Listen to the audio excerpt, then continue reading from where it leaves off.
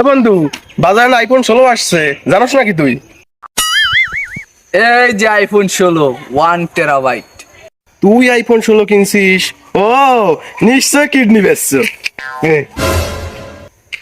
ও, নিশ্চয় চোখ বেচছো। না, ওর মতো লোক আইফোন কিনলো, কিডনিও বেচে নাই, চোখও বেচে নাই, তাহলে কিনলো কেমন কইরে?